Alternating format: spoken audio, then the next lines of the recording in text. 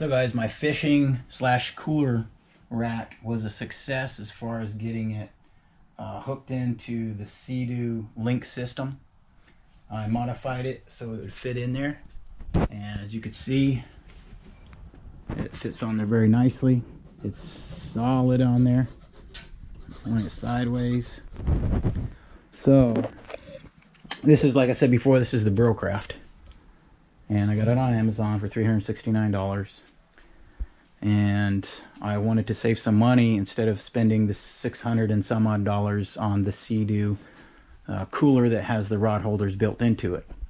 So I bought this on Amazon, the Brocraft, and then I bought these linq hookups. As you can see, they were separate. You get 2 in a box for 25 bucks. And then so I went to Ace Hardware and I just picked up aluminum tubing. As you can see here, that's just a stick of it I purchased. I used very little of it, which this was 20 bucks for the tubing. And then of course I bought the bolts. There was, of course, 4 bolts in the linq system itself. 1 here and 1 here. Same on the other side. And then to put this on to the rack itself, I used 1 bolt through the top. And it goes, as you see, it can go through the top. Same with the other side. Very simple. Now, what I actually did, before I got all this going, I put the rack up here and I leveled it. And I had these up and in place when I leveled it. So now, after everything was leveled, then I measured from here, put the tape measure from here up to here. I measured on each side. This was a little longer on this side than on this side due to the angle, the slight angle. So these were a little bit different length, just by 1/8 of an inch on each side. So this was 3 3/8, and this was 3 1/4 on the other side. So once I cut those pieces, then I placed them in place here, and I did a marker through the hole here on each side so I knew where to drill. So then I drilled through on each side. I bolted them in place on each side of this, and then I made my marks here on this side only, actually, because then I just drilled straight through. But I had to do these outside of the rack. It was not on the rack. So I drilled through here because, of course, it's very difficult to get to drill this piece actually. Because once you have these 2 drilled, you can't get the drill in there straight. So you have to take the whole rack off, and you have to come in at angles with your drill. And I started with a small bit so that I made sure, after I made my mark in here, I made sure when I did the drilling that I got on those holes, and I didn't let the drill bit slide to either side, because it wants to slide on each side as you're trying to drill.